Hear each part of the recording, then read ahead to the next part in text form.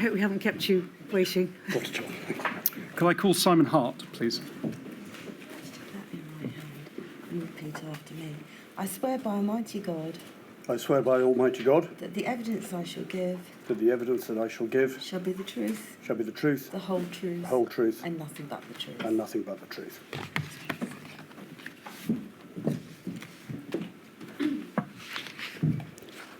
Could you please start by giving us your full name? Yeah, Simon Anthony Hart. Mr. Hart, thank you for attending today and for your evidence and assisting the tribunal. If you can ask you to just keep your voice up so that I can hear you, so everyone can hear you, but also so that your evidence can be recorded. If I do ask you something that you don't understand, just ask me to rephrase it. If we could please have a look at your witness statement, it's INQ 000270271. That is dated the 30th of August. Now, we just need to make one correction to that. If we can have para 12, thank you very much. You refer in the second and third sentence there to attending a tabletop exercise held on the 12th of February 2020, but I understand, having considered this further and having seen the minutes of that tabletop exercise, you can now confirm that you did not attend that exercise. So we should just score through those second and third sentences of that paragraph. Is that right? Correct. Subject to that correction, are the contents of that statement true to the best of your knowledge and belief? Correct. Mr. Hart, you're currently the Chief Whip of the House of Commons and MP for Carmarthen West and South Pembrokeshire. You previously, though, served as Secretary of State for Wales from December 2019 until July 2022. Is that right? Correct. And it's in that capacity as Secretary of State for Wales that you were asked to provide a statement to this module. If I can, I'd just like to ask some general questions about the role of the Secretary of State for Wales and also the Wales Office before moving on to explore with you the relationship between the UK government and the Welsh government during the pandemic.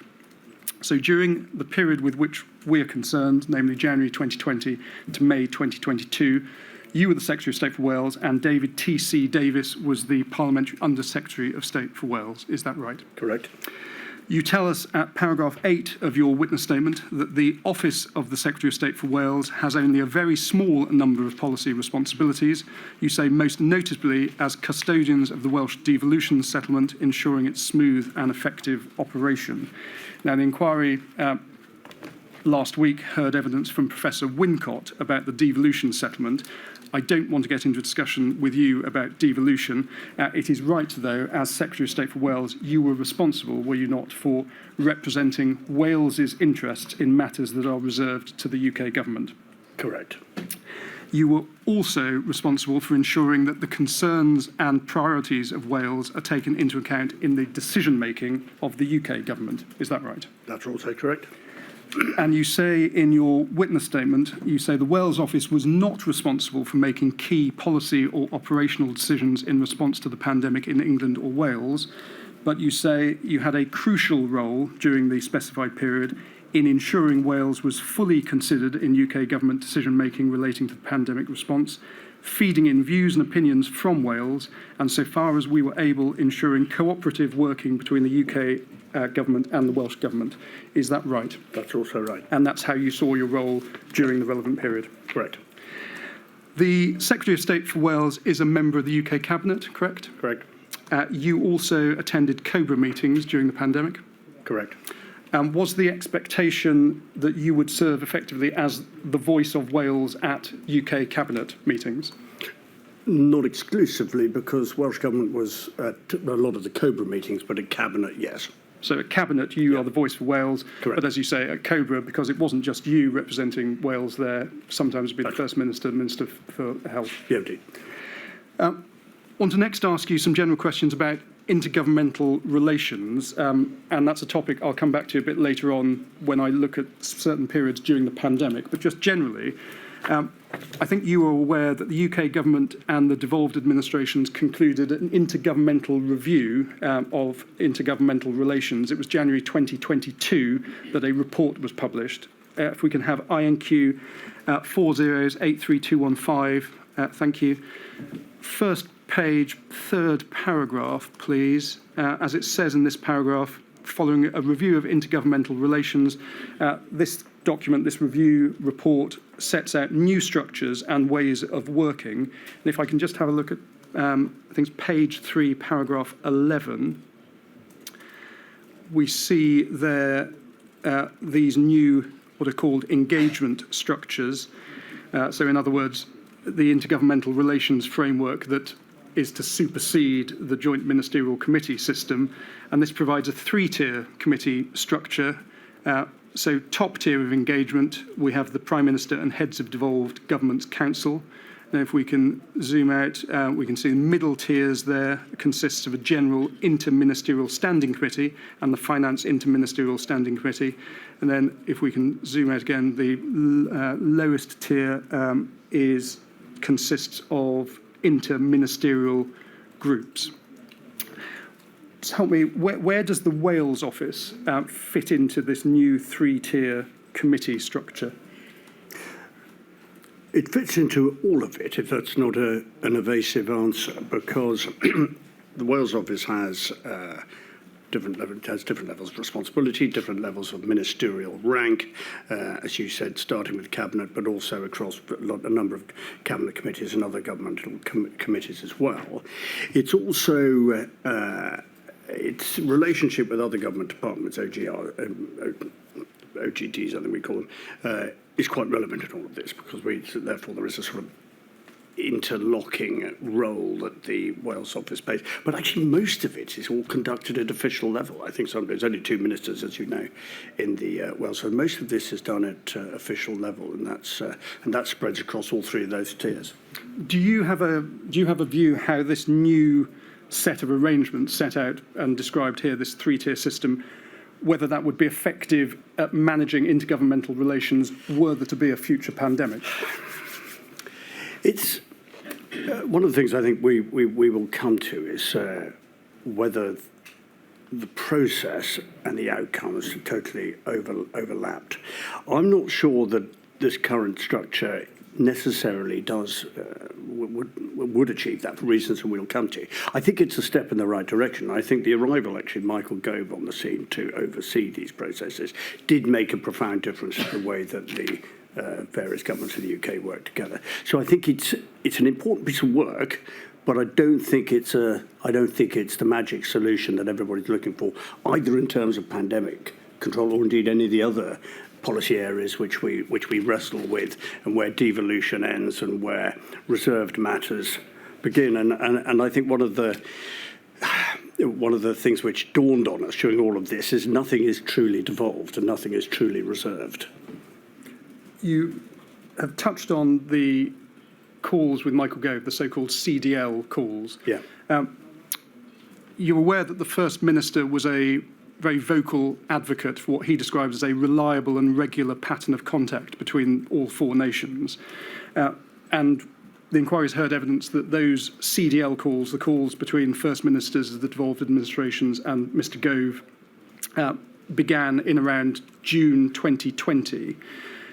You attended those calls, is that right? Yep. Now, given that Mr Gove was leading on those calls on behalf of the UK government, what was the purpose of your attendance on those calls? He tried to include as many different, I suppose, political stakeholders, you could call them, as possible. So it made absolute sense to him that any government department which was active in any of the devolved nations should be part of those calls. For example, I think DWP, for example, would have been a part of that as a major part of the Welsh economy. So he would have had as many people. The cast list was always quite big, but it was deliberately big. And would the cast list change depending on the topic that was to be discussed on the call, or was the cast list effectively? It might do but not by much. But you might be occasions. I think there would have been occasions actually when we weren't included, but Welsh government were. I definitely remember that in Cobra. There were occasions when it was considered that the most crucial decision-making body would have been Welsh government. Therefore, there wasn't any point of the Wales office being there. That was fine. Completely accepted that, and that was a decision which was taken just according to the agenda and the way in which the disease control was going at the time. Mr Hart, you're talking quite quickly, and I'm told that the stenographer is finding it quite difficult to record your evidence, which is... So it's very difficult to change one's speech patterns. I know that. I shall slow down. I think just have to breathe a lot more. Yeah. Now, the First Minister, in his written evidence to the inquiry, has described these meetings, so these meetings and calls with Mr Gove, as working well because he says all participants came together looking to share information, solve problems and work together on agendas of common concern. Do you share the view of the First Minister? Yeah, I think by and large that's fairly accurate. I think they work, in many respects, they work better than a lot of people were anticipating. Also, given there was a wide range of views on our COVID response, expressed by a lot of people with some very polarised political opinions, it was remarkable that they worked as well as they did. So this is possibly one of the more positive examples of intergovernmental relations during the course of the pandemic. Yeah, I think I'd agree with that. Mr Johnson has said in his written evidence to the inquiry that he chose not to meet with the First Ministers because, in his view, this would have been optically wrong for fear that this would give a false impression that the UK was a federal state. Now, wearing your Secretary of State hat, what's your reaction to that statement of Mr Johnson's? I think it made sense. It made sense at the time, and when I reread it now, it still makes sense. There had to be some kind of structure. There were probably no structure that everybody would have agreed with, but if the PM was the Field Marshal, Gove was the General, and there needed to be some kind of pyramid which people understood and could refer to, and it was quite right that with CDL, Michael Gove, having the wide responsibility that he did, it was actually much more productive for him to be the person who chaired those meetings and who had those direct relationships with the First Ministers than the Prime Minister himself. I think it made perfect sense.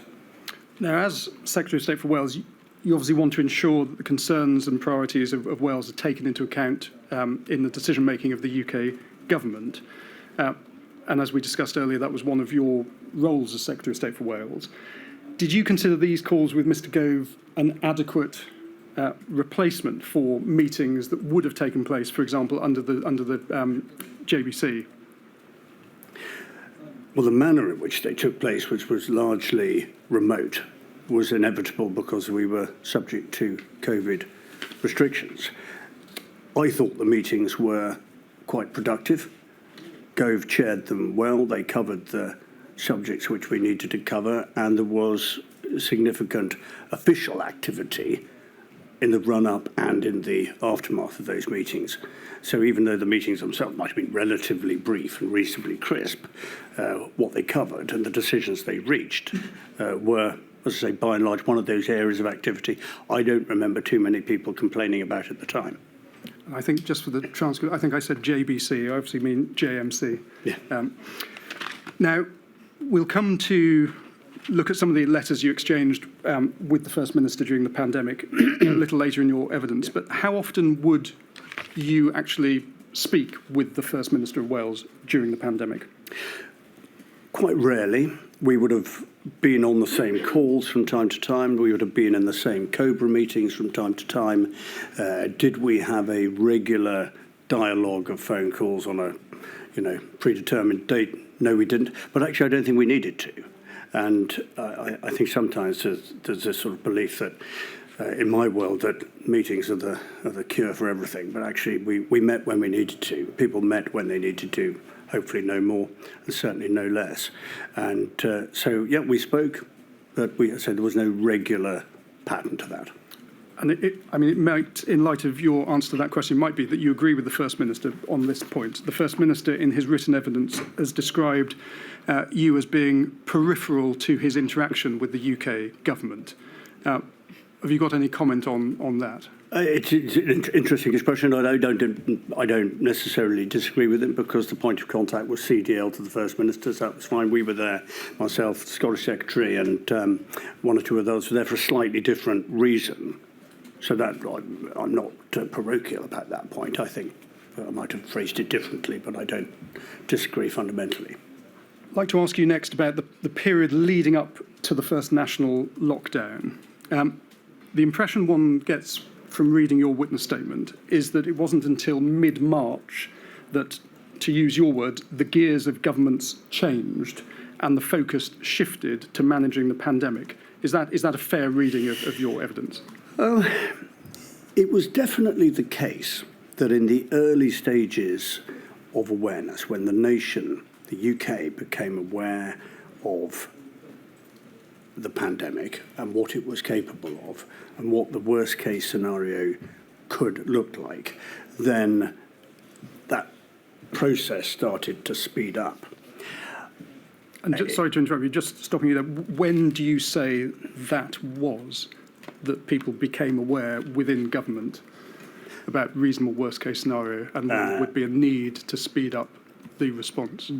The moment when the severity of what was heading in our direction became really apparent, I think, was in the first Cobra meeting that was called, and I will have to refer to the notes as to when that was, but the first Cobra meeting was when all of the, I think pretty well the whole Cabinet plus Welsh Government and many others were in the room, and I think it was at that stage that Patrick Vallance and Chris Whitty explained in pretty stark terms what was possible, what might happen. I think at that moment everybody refocused and put a significant amount more priority into whichever element of disease control or avoidance that we were responsible for, and everything else got parked while we were trying to achieve that. Now, obviously, that first Cobra meeting was well before mid-March, and it's just going back to your statement where you say it wasn't until mid-March that the gears of governments changed. Just before I ask the question, just to be clear, when you say the gears of government, plural, changed, are you talking here UK government, Welsh government, or both? I think it's both. I'm not here to speak for Welsh government, but I think it's both because, governments don't do 0 to 60 very quickly. They're big machines. They're inherently and frustratingly slow, and even with the urgency with which we knew we had to address this, and the realization that there was an emergency probably already upon us, let alone heading our way, still the machine takes a bit of time to get up to the appropriate speed. Could argue that when was that? Did it happen at all? And we could talk about that, but the effort started early on, but the lag time would have been a few weeks, yeah. Because obviously mid-March is but a week before the national lockdown on the 23rd of March. So does it not strike you as worrying that it wasn't until mid-March that the gears of governments changed? With the benefit of hindsight, could we have done things differently? Could we have done things faster? I think that's something which clearly this inquiry will reach a conclusion on. I do remember the numerous meetings at the time, either in Cobra or in Cabinet or in the margins of all of those meetings, internal meetings with officials in the Wales office and other departments at the time. I remember everybody coming to terms with what a lockdown actually meant.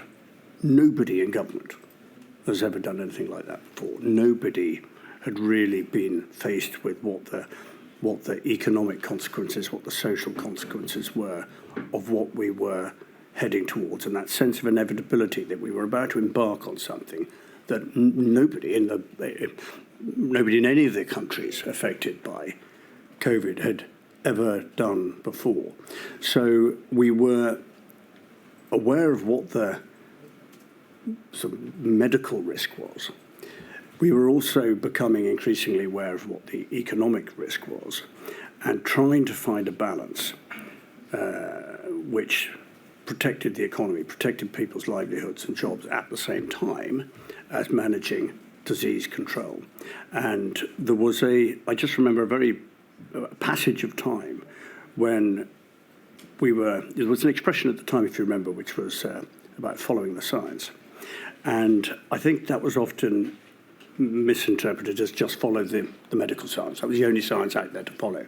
There was behavioural science too, and we were conscious of and worried of how much public patience that we could demand and expect when we went into lockdown. So, although it wasn't quite your question, that question about did we go into lockdown too late, too soon, right time, was as much governed by what we thought we could expect of the public as it was some of the medical advice that Chris Whitty and Patrick Vallance were giving at the time. It was a very fine balance and a lot of difference of opinions on that.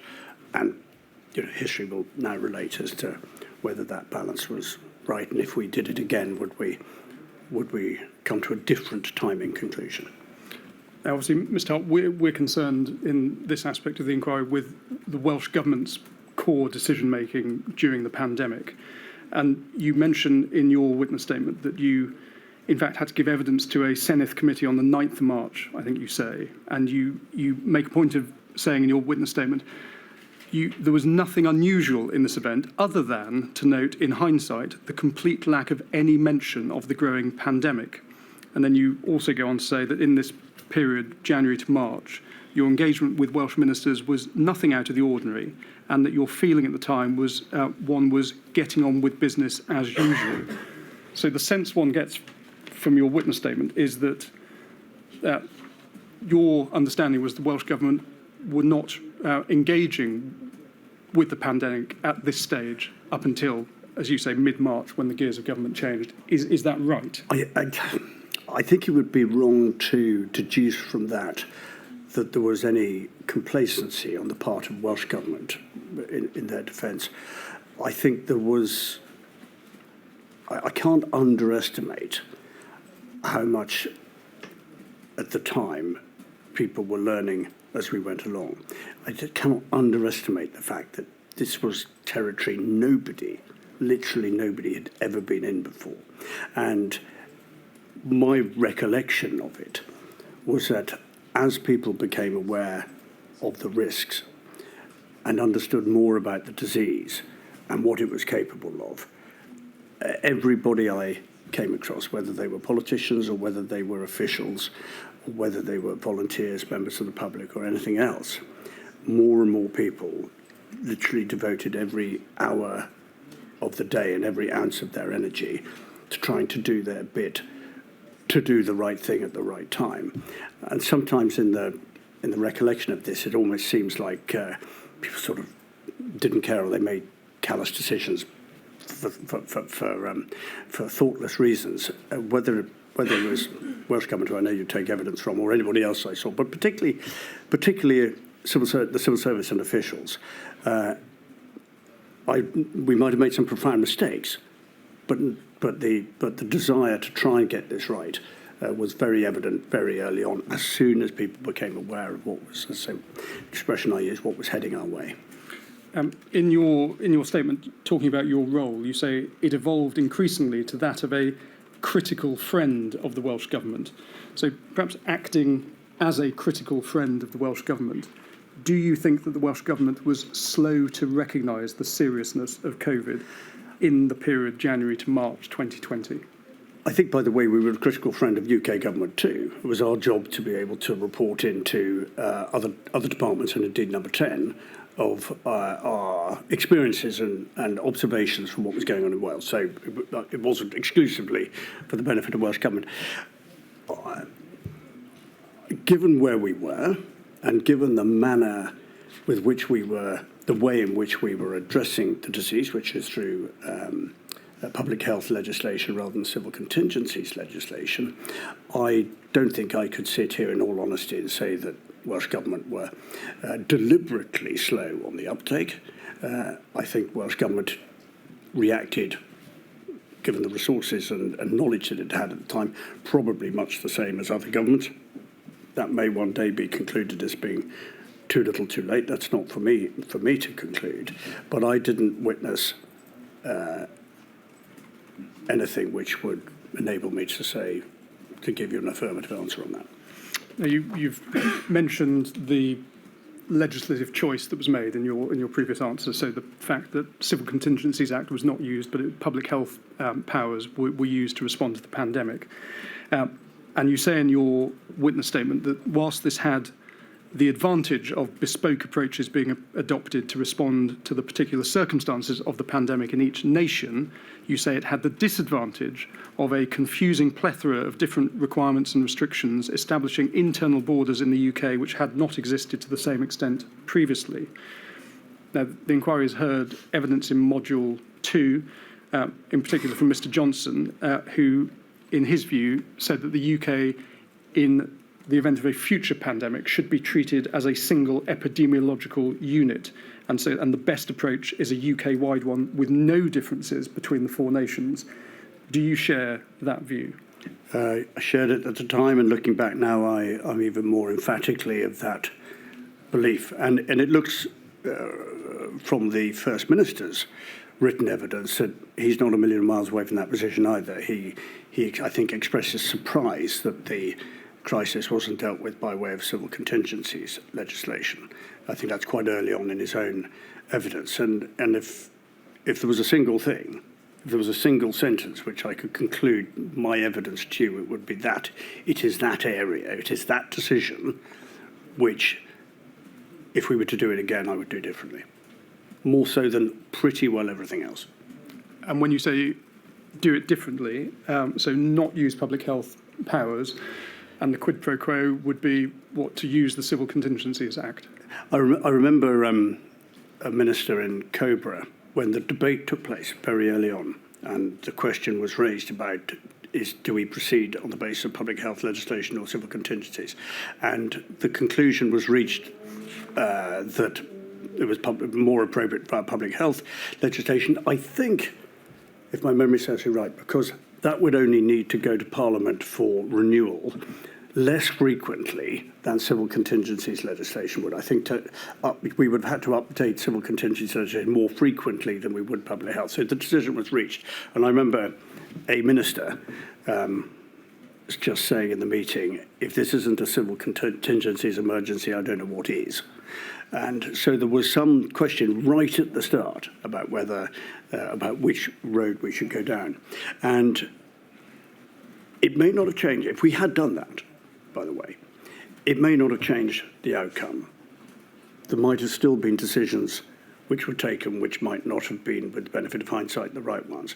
But what we would have been able to do is present, I think, a much more consistent, a much simpler, a much plainer set of proposals, restrictions, principles than we were able to do subsequently.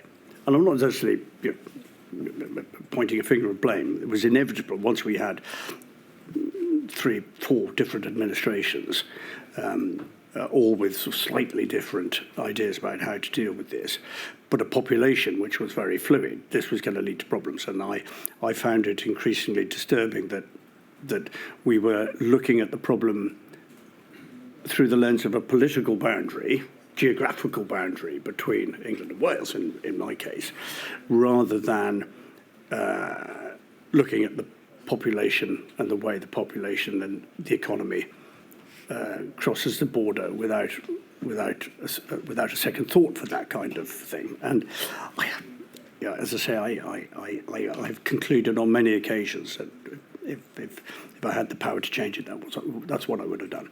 Now, one of the obvious implications of using public health powers, as you allude to, is divergence. And you make the point in your witness statement. You say in the early phase of the national lockdown, all four nations worked closely together.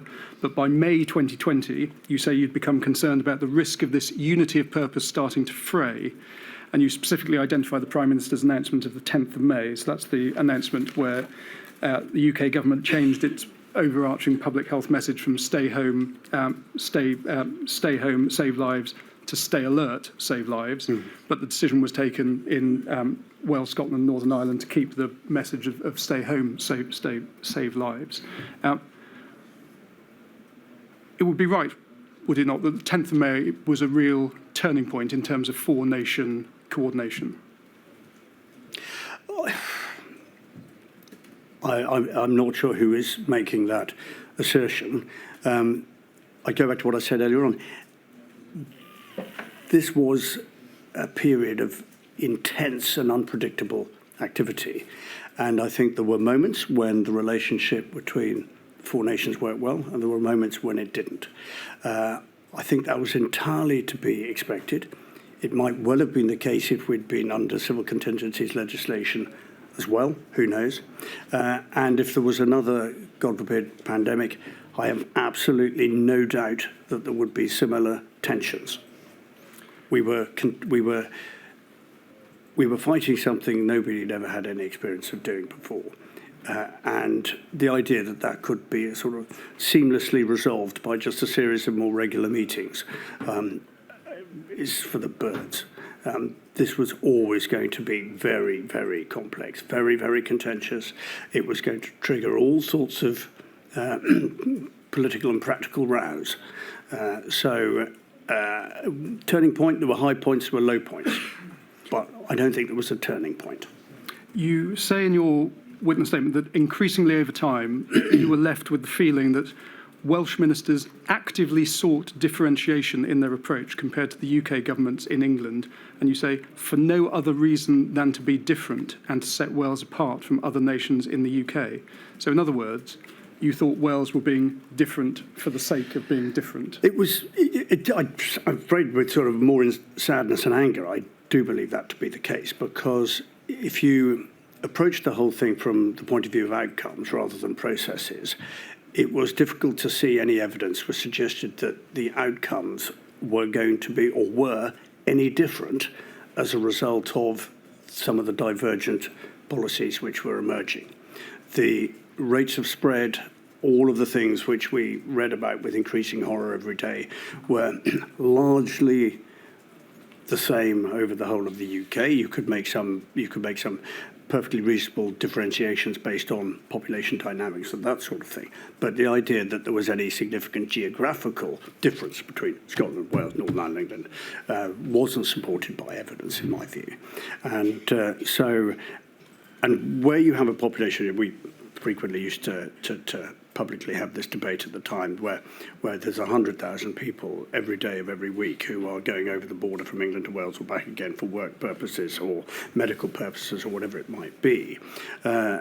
We were picking up, and we were simply representing the views of quite a lot of stakeholders, stakeholders in the Welsh economy at the time. We were picking up increasing frustration from people saying, I don't understand the difference. I don't know whether, when I used to go to London, I remember the Great Western used to send out a tannoy message halfway under the 7 tunnels saying, put on your mask or take off your mask.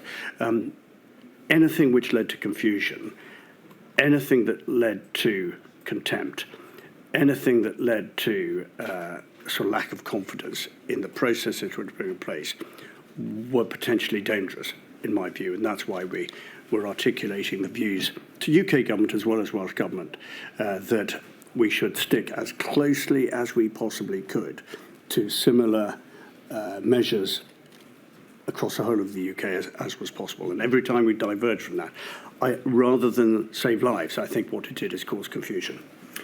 Now, confusing public messaging is one thing, but here, aren't you going further than that? You're saying that the Welsh government's motivation for making decisions was simply to be different for the sake of being different. Is that really what you're suggesting? That was unquestionably a reflection of what people within Wales were telling us and Welsh stakeholders were telling us, Welsh economy was telling us. And in the absence of any evidence to suggest that the divergence was going to have the effect that it was argued, then it was difficult to reach any other conclusion from time to time. And so I don't say this with any sense of glee. I think in a moment of national and international emergency like this was, I think the risk of that being the only conclusion that people could reach was heightened. And what genuinely worried me was if that's what people were thinking, then their enthusiasm, if there was such thing, for complying with the regulations was going to be compromised. That ultimately was bad for everybody. And that's why we said what we did. If we can please have a look at a document. It's an email readout of a meeting that you had with Ken Skates on the 26th of March 2020. It's INQ 000128940. If we can have a look, please, at the, I think it's the second bullet point.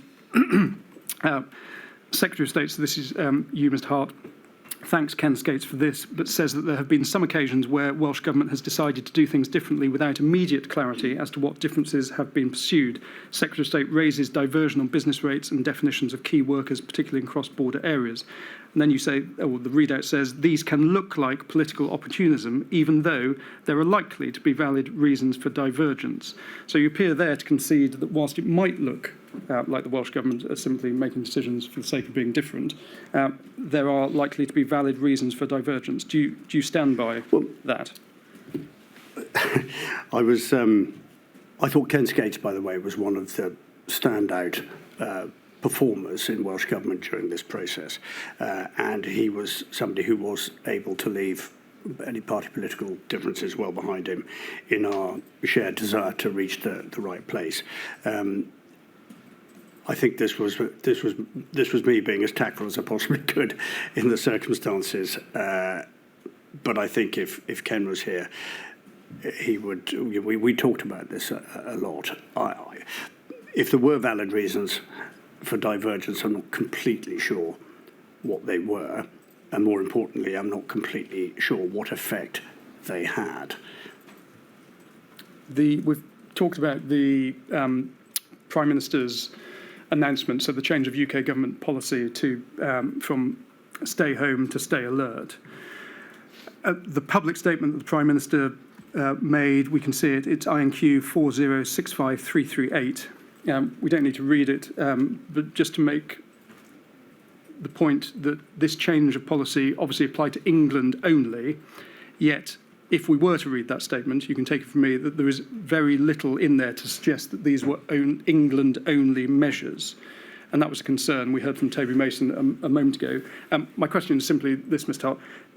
That was a concern raised by the Welsh Government. Did you take any steps as Secretary of State for Wales, the voice of Wales in the UK Cabinet, to ensure that UK government public health communications were clearer when they were only meant to apply to England?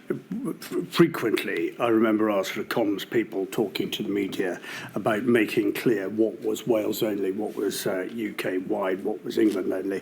It was an ongoing problem. It would often occur every day, and it absolutely illustrates the point I was trying to make about the civil contingencies route, because we were frequently in situations where BBC Wales, for example, would be reporting the First Minister's position minutes before there was a press conference in London with the Prime Minister making his comments, and any gap in between those two things was immediately seized on by people who were either angry or confused. Neither of those sentiments was helpful as far as disease control was concerned. And it absolutely illustrates why I think if we were to relive this pretty dreadful time, we need to do it on a UK-wide basis, because the idea that there was an England-only problem or a Wales-only problem is nonsense. There was a UK, there was a global problem. There was definitely a UK problem. And the idea that we could subdivide it into even smaller responses, I think just made the situation more complicated than it needed to be. On the 2nd of April 2020, you spoke to Vaughan Gething, and we've got a note of that call. It's INQ 302568824. And I think it's 8 lines up from the bottom of that email on that first page. SH said he felt, yes, thank you. So SH said he felt he had a role to scrutinise, interrogate decisions whilst not wanting to get in the way. And then if we can go further up that email chain, I think it's seven lines down in the second email, Vaughan Gething says that he did not pick an argument over your self-appointed scrutiny role. Now, we discussed, obviously, the role of the Secretary of State for Wales earlier on. Was scrutinising and interrogating decisions of the Welsh Government really part of your role? Yeah, I think it was. Absolutely, I think it was. We were having representations from individuals, professionals, public servants, businesses, all the time, every day, of every week asking us within sorry to interrupt you, within Wales? To the Wales office, in Wales, yes. Welsh businesses, Welsh public servants coming to us saying, please represent our views to Welsh Government. So that's exactly what we did. And I think that's in precisely the same way, by the way, as I think Welsh Government were not shy in doing when it came to UK government decisions. And there's quite a lot of references in the media to an ongoing critique being provided by the First Minister of Boris Johnson during this time. And I don't object to that. I mean, I think it caused a bit of confusion, which I do object to. But I think the idea that any of us should be above or beyond some degree of scrutiny is I don't feel comfortable with that at all. And frankly, we should all, in our roles, we should be prepared for a bit of that. And I think in a moment like this, it's absolutely right that we should say, hang on a minute, are you sure you've got this right? That's all that was. Moving into April, we know that on the 24th of April, the Welsh Government published Leading Wales Out of the Coronavirus Pandemic, a Framework to Recovery. Don't need that to be displayed, but on the same day, you wrote to the First Minister, and if we could have your letter, it's INQ 30256843. Like to look at the third paragraph, please. This is talking about that framework, a framework for recovery, and you say, as written, the framework alludes to the possibility of a separate path for Wales out of lockdown. And then the next paragraph, please, if we zoom out and zoom back in, bottom of that page, I also note that the framework does not mention the UK government wants, despite us being a key partner of the Welsh Government as we respond to the outbreak. This will not go unnoticed. Our governments are working well together, and I believe we need to demonstrate our continuing commitment to do so. What do you mean when you say this will not go unnoticed? By whom will it not go unnoticed? People who were increasingly concerned that there was a disconnect between UK Gov and Welsh Government, and who wanted to at least have the confidence that there was a joined-up, collegiate approach, not only to the economic package, but also to disease control, as indicated in reference to military support there. And I just thought it would have been helpful, rather than sort of feeling indignant for being left out. I just thought it would be helpful for the public to know that the full joined-up might of UK and Welsh Government was acting in lockstep in order to achieve these aims. I thought that would have been a helpful observation to make, and it would have minimised the opportunity for the media to suggest that there was more of a division than was the case. So I thought it was a helpful suggestion that, in a common sense, which we should have signed up to. Would it be fair to describe this as a bit of a shot across the Welsh Government bows to fall into line? No, not really. No. I mean, I think that I don't think people should see demons where demons don't exist. We were, as I've said before, in a period of very intense activity. And I think it is perfectly reasonable for UK government and devolved government during that time to challenge each other, to try to better understand the reasons behind and the evidence behind divergence, if divergence is necessary. Perfectly happy to do that in relative privacy of an exchange of letters, but I don't think that it was necessarily unsurprising that from time to time that could be contrived as being inflammatory. It wasn't intended to be inflammatory, but I think the idea that we should shine a light at each other's policy areas and activities from time to time is part and parcel of a response to a crisis of this magnitude. Now, this letter, and we don't need to go to the relevant part of it, but it refers to the military aid to civil authorities process.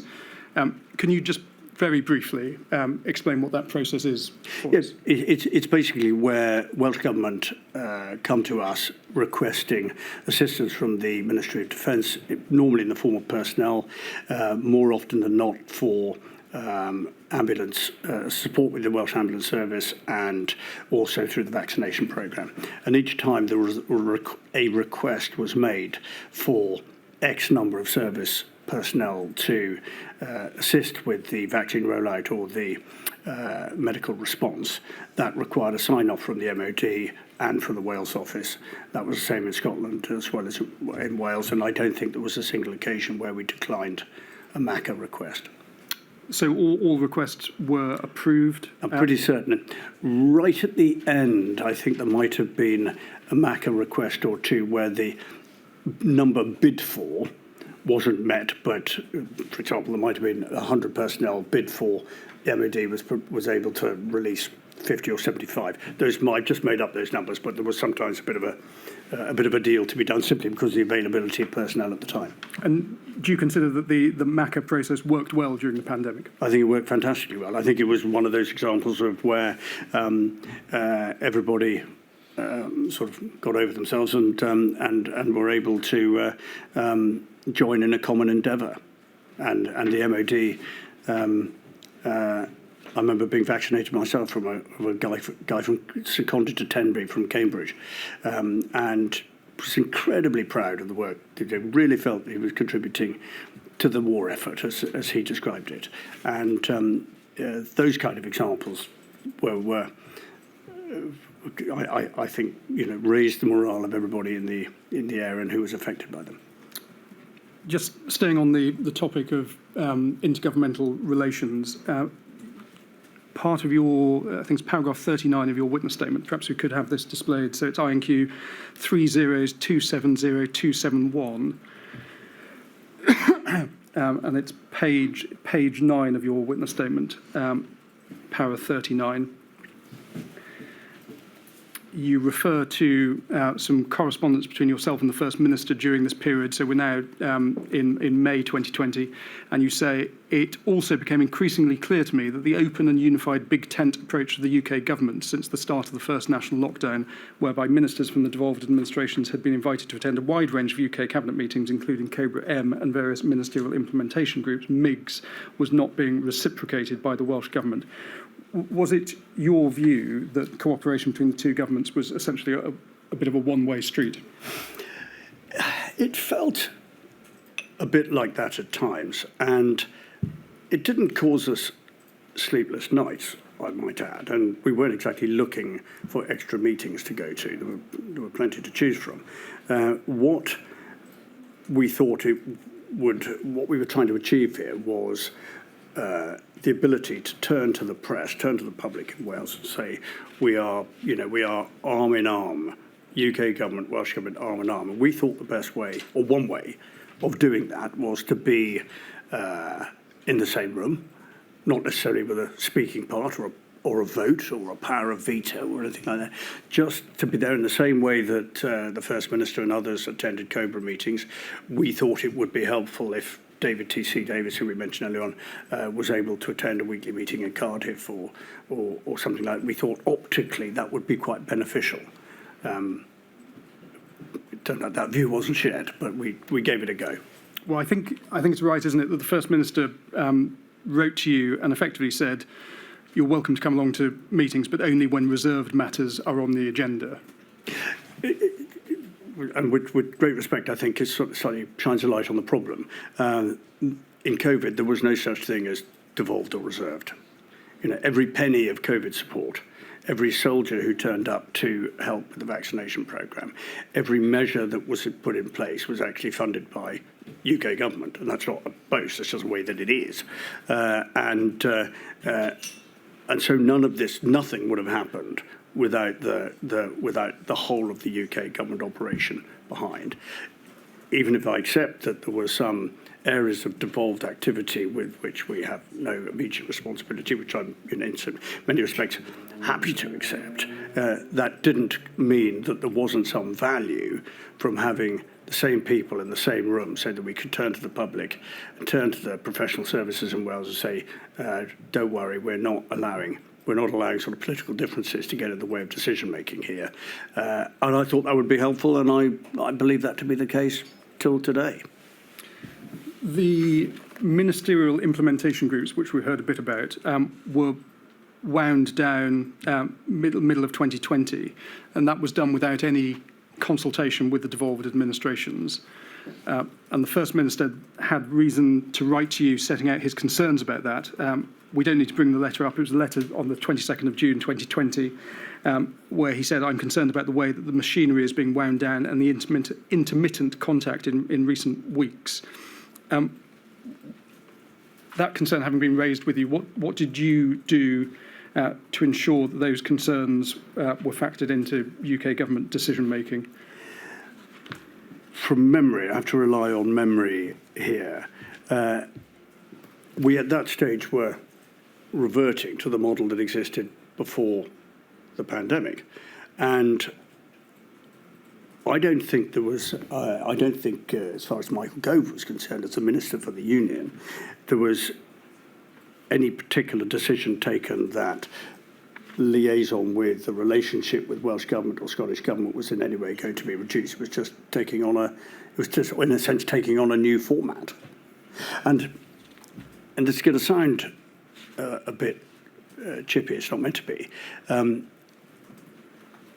I think there's a huge difference between sort of outcomes and process here. And if I was to be respectfully critical of the First Minister, there was an awful lot of focus on process. And I think that was, as if every problem in the world could be resolved by a meeting.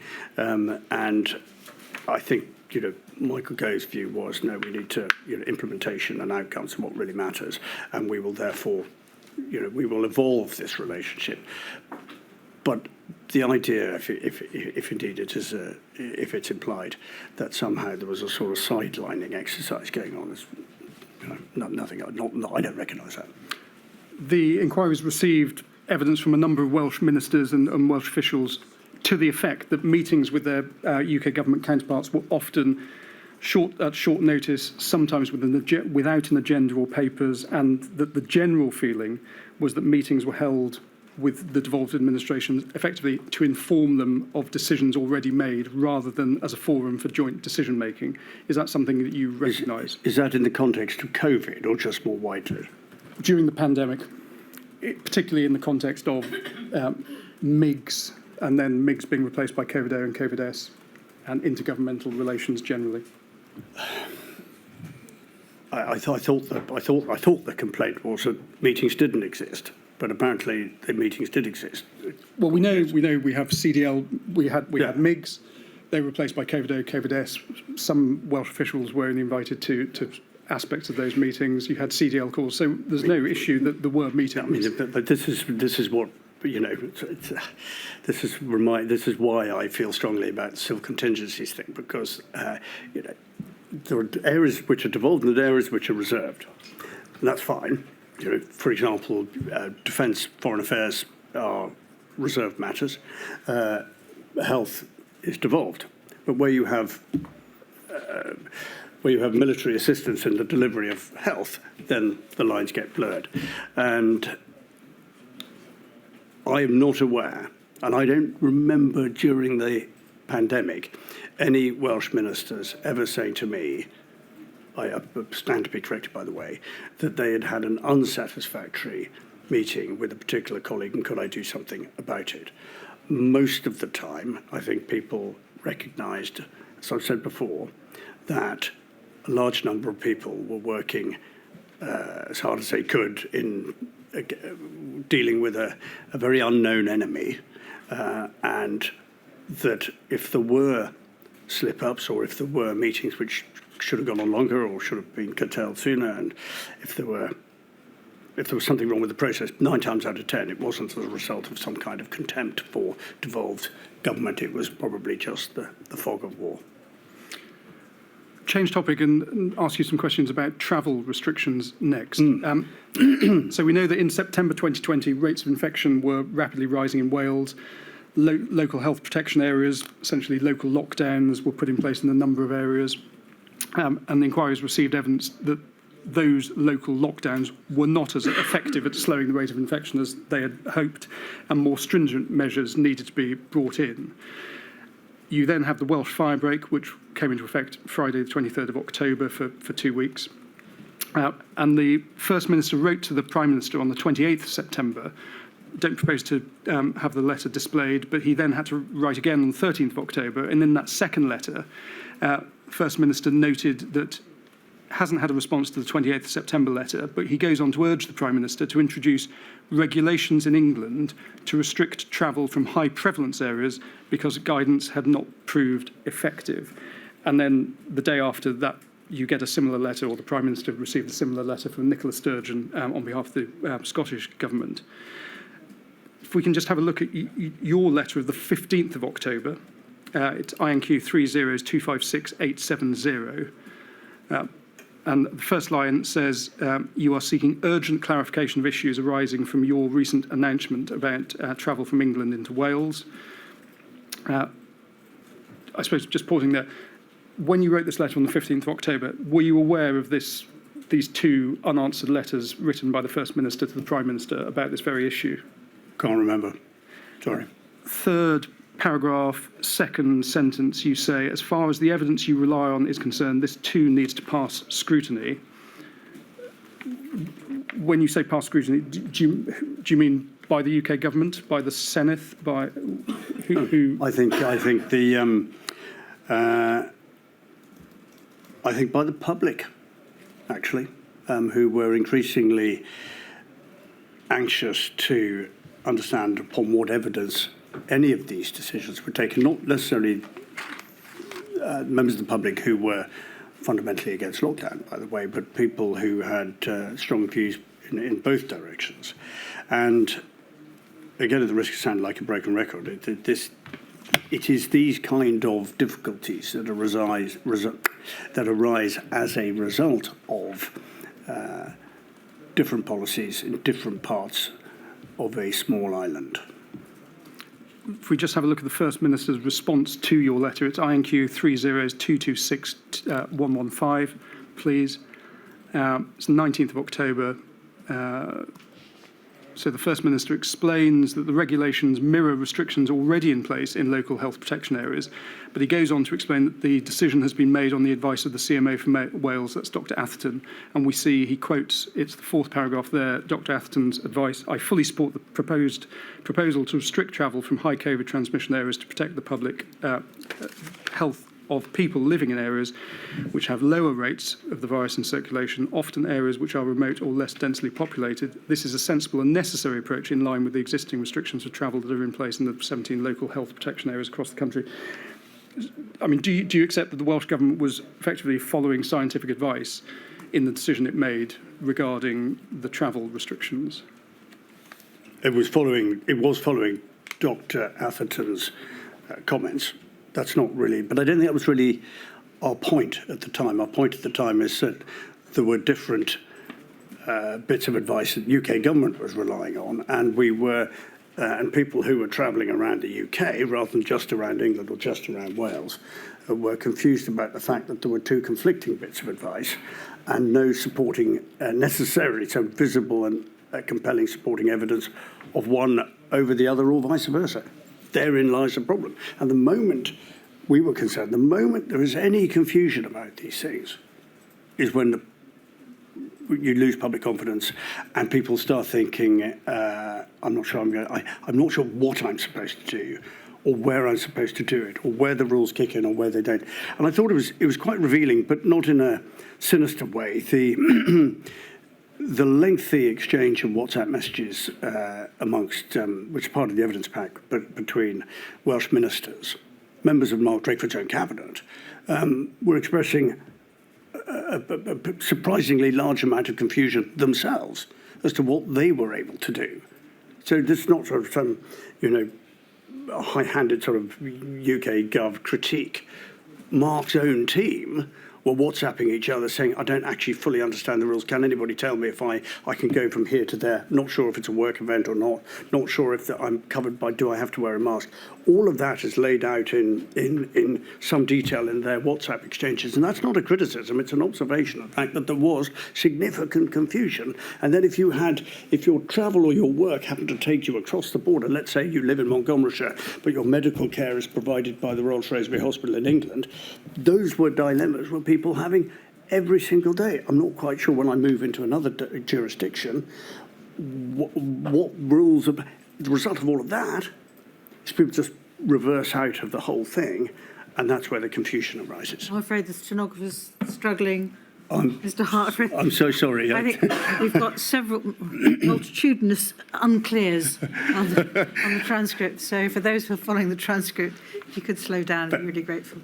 Of course. Mr. Hart, just moving topic, want to ask you a few questions about PPE. Now, PPE is going to be dealt with in a later module. So again, these are just some high-level questions anchored in a couple of documents. If we can have a look at the 31st of March letter that you wrote to the First Minister, it's INQ 30113-643, and you, so the last paragraph on that page, you asked, second, we are, as you know, making excellent progress in ordering more ventilators and PPE and in sourcing new opportunities to manufacture them.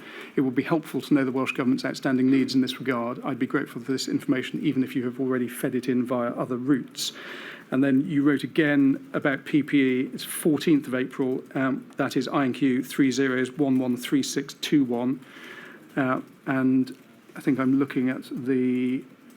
Yes, so it's the it's the last paragraph, first page, and over the page, you say, it is because we need to meet this challenge as 4 United Nations that I'm writing to highlight the breadth of UK government support that is at your disposal should you wish to use it.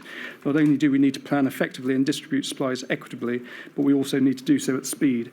Whilst it is your government's responsibility to quantify and distribute the PPE equipment that is needed across Wales, I wanted to reassure you that we in the UK government will continue to do whatever we can to assist you in that operation. My question is simply this: Did you have concerns about the provision of PPE in Wales at any stage during the pandemic? Well, I think we all did. We had concerns over PPE across the whole of the UK, and part of that was because there were concerns about PPE across the whole of the planet, where COVID was an issue. Normally, you can tap into an undisturbed market. In this instance, because everybody's market was disturbed in terms of the provision of these items, that became a whole lot more difficult.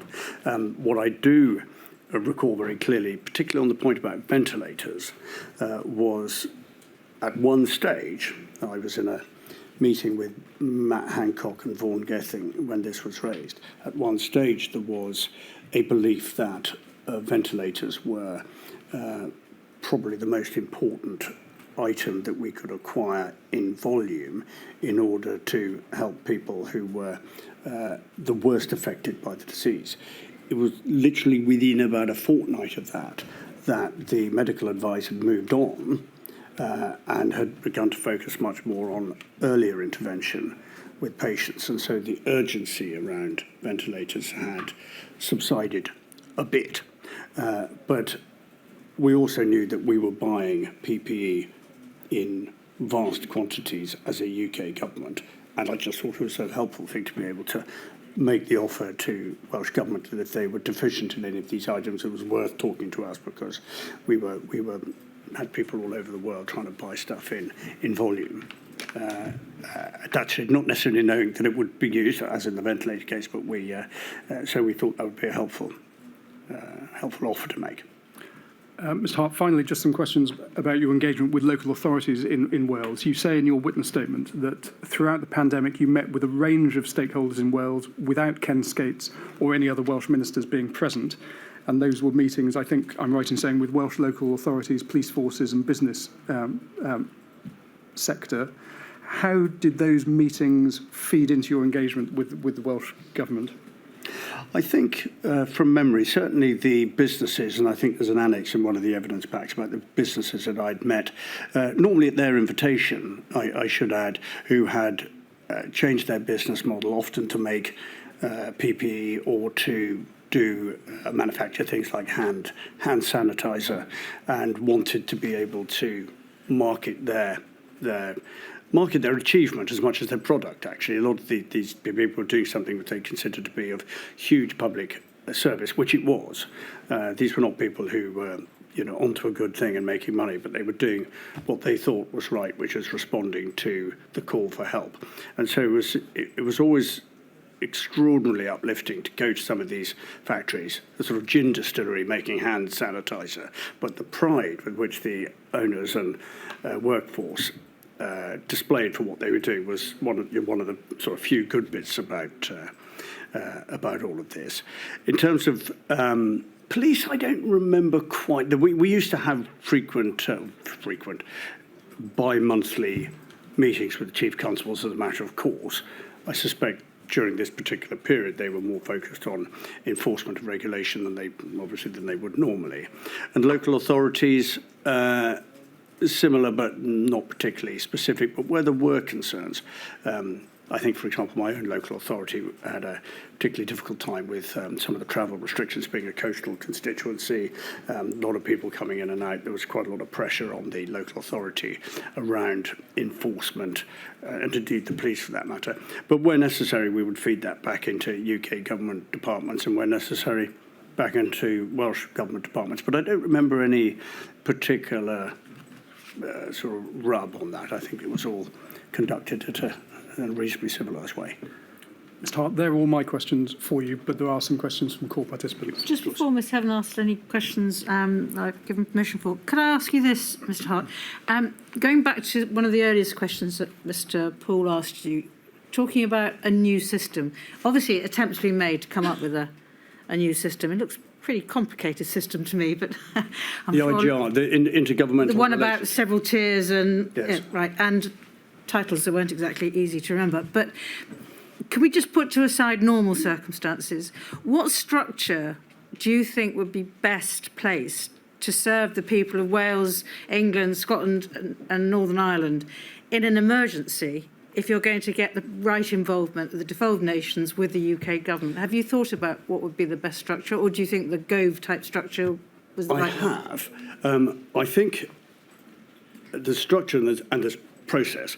The process, which I mentioned, is civil contingencies legislation. And I think, but stand to be corrected, that under civil contingency planning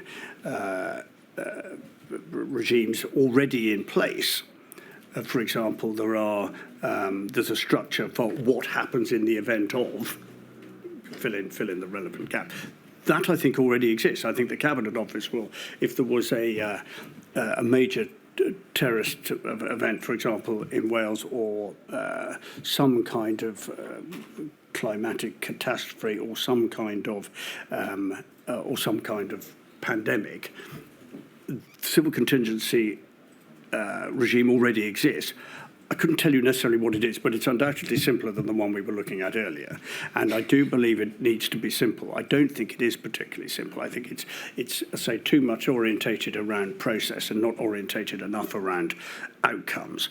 And I could, if you gave me 10 minutes a piece of paper, I could draw you one, which would be simple and effective. I haven't been asked to do that, by the way, but I would, because I think it is possible. But I suspect the Cabinet Office have said, here's one we made earlier.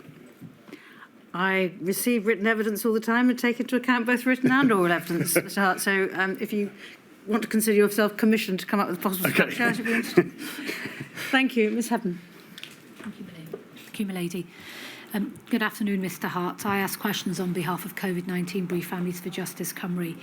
Can I start by asking you about a document, please? So I'm going to bring something up on the screen. It's INQ 30414516.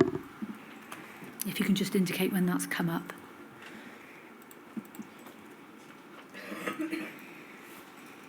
Okay. This is a tweet that you published on the 1st of November 2020 from X, Twitter, formerly known, where you state as follows: the furlough scheme has protected 400,000 jobs across Wales and will now continue until December. Welsh Gov didn't ask for a furlough extension. They asked for a different scheme to be brought forward, having already been told it was impossible. And then you do a little hand emoji down to the letter that Mark Drakeford, First Minister for Wales, had written to the Prime Minister. And you say, it's disingenuous. Work with us, Mark. And if we just scroll down for completeness, we see that's the 1st of November, and the letter itself, which is the 16th of October 2020. It's the request that we know went to the Prime Minister is then below. So my first question is this. Would you agree with me that as Secretary of State for Wales, to publish a tweet, firstly, calling the First Minister for Wales disingenuous, and secondly, publishing what seems to be private correspondence between the First Minister for Wales and the then Prime Minister of the UK government, was deeply inappropriate and obviously liable to damage the UK government's relationships with the Welsh government at a time when the country was facing an unprecedented national emergency. So do you agree with that? I don't. I don't think you'd expect me to, and I don't. And I think part of the reason I say that, and these things are always borderline calls, and Twitter is never probably the ideal platform which to have these disagreements. I recognise that, but this particular situation about financial support was especially frustrating given... I don't want to cut you off. I'm absolutely going to come to the substance.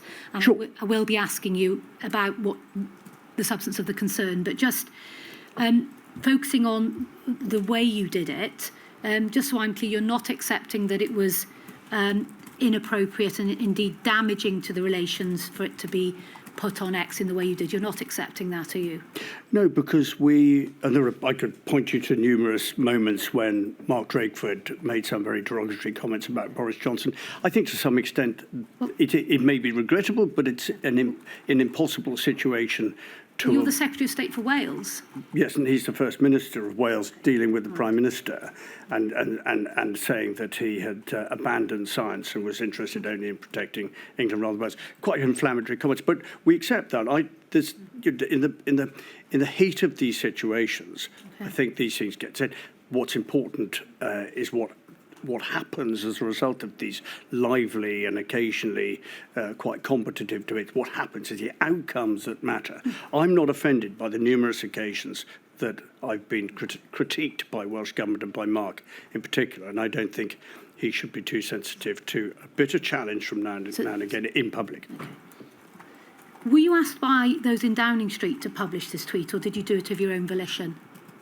I would definitely. Before you go on, you said it was the then Prime Minister. It was the then Chancellor of the Exchequer. It's when Mr. Sunak was Chancellor. Thank you, my lady.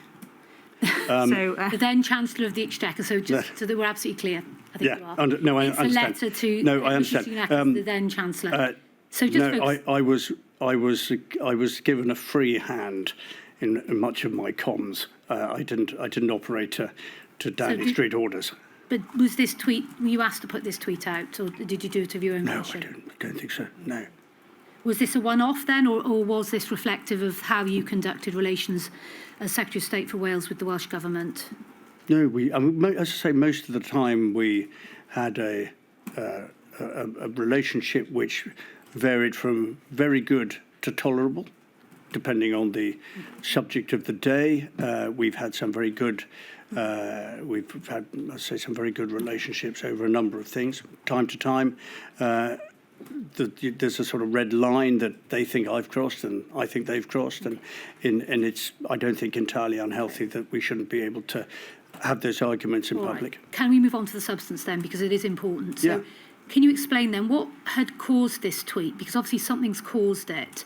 I mean, what had the Welsh Government and or Mark Drakeford been saying, can you remember? I know we've got the letter here, but had something been said in public then that you thought was misleading?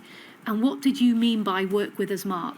It was the suggestion that UK government had made a political choice by not providing the funding that Mark Drakeford had asked for in the manner that he had asked for it in October of 2020. Well, nothing could be further from the truth. The problem, and this was a source of much frustration at the time, the problem was process. I keep going back to that. The Treasury would have been more than happy to have done their level best to comply with the request. They had already told Welsh Government they couldn't operate to the timescale that they were asking for, and yet still the announcement was made. And then on the back of that, on the back of the letter from the Chancellor saying, look, I'm sorry, I can't meet it, as it says here. the response As actually... Chief Secretary and I referenced in our briefing with the devolved administration in advance of the announcement, we are unable to bring the claims date for the expansion of the job support scheme forward from the 1st of November to the 23rd of October due to the limitation of HMRC delivery timetables. However, it was portrayed as a political decision of us, if you like, just shortchanging Wales. Nothing could be further from the truth. And that was that when I used the word disingenuous, it was not entirely in a fit of pique. It was because Welsh Government knew that we had already said we can't manage these timetables. And that was the problem. Sorry to interrupt you. So presumably the concern was that the request came just too late to the date when the firebreak was going to be potentially implemented. If it had come earlier, there would have been more scope to help. Absolutely. I think if literally almost by matter of days, if there'd been earlier warning that we could have turned the Treasury machine round, the Treasury was pushing vast sums of money out of the door, wouldn't have been remotely concerned about it, just couldn't do it in the timescale. 12th of October was the SAGE meeting where firebreak was raised by Mr Drakeford with the Prime Minister and the Chancellor.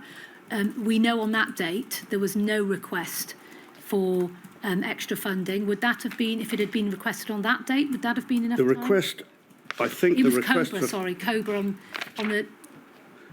The request for funding was on the 16th That's of October, right, I think, and the reply from the Chancellor just to be clear, was on the 19th. There'd been a Cobra on the 12th of October where Mr Drakeford had attended and firebreak had been discussed, but there was no request for funding. But not as far as I'm aware. So if it had been requested on the 12th, would that have been enough time, or is that something you can't answer? It would have been much more likely to have succeeded. It was only a matter of... I remember the Chancellor being quite sort of frustrated because he wanted to help and would have done. There was no political or ideological reason why we wouldn't have wanted to help. We wanted to be able to do that. It was simply the timescale. And so it was then frustrating to watch all of this unfold on the media, and I'm afraid people in or close to Welsh Government portraying this as UK government making a conscious decision to deprive Wales of the funding. That's not true. Can I just very quickly ask you for clarity on one more thing, because you're the only person we can ask, and it's in the opening statement of the Welsh Government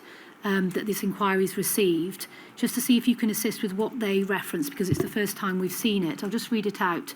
Mr Sunak, in his evidence on the 11th of December 2023, suggested that the Welsh Government could have used the upfront guarantee of additional funding to address the absence of the enhanced job support scheme during the initial period of the Welsh firebreak. That was never a practical possibility. And then they say this: the problem was not solely about the amount of money provided by the UK government, but timing of public health decisions in Wales and the availability of operational support from HMRC. Now, are you able to assist on what Welsh Government mean there by the availability of operational support from HMRC? What's the relevance of that to well, I mean, I'm neither Welsh Government nor HMRC, so I think you'll have to ask them that. All I do know is one of the few institutions not to be criticised during COVID is HMRC and the Treasury, because they achieved remarkable things of getting a large amount of money out, including to Welsh Government, and unlike Barnet, which is normally done in a sort of retrospective manner, all of the Barnet consequential money for Wales was upfronted exactly to deal with some of the problems that Welsh Government encountered. But the particular thing, I just want to emphasise, particularly, the suggestion that a political decision was made to deprive Wales money, that is what triggered my slightly barbed comments on Twitter. Well, thank you very much. Those are my questions. Thank you, my lady. Thank you very much, Ms Heaven. I think that completes the questions, Mr Full. My lady, it does. Thank you very much indeed, Mr Hart. I know it's a very busy time for all politicians, so I'm grateful for your help. Thanks very much. Very well. I think it's as far as we can go today. It is. And 10 o'clock on Monday, please. Thank you. All rise.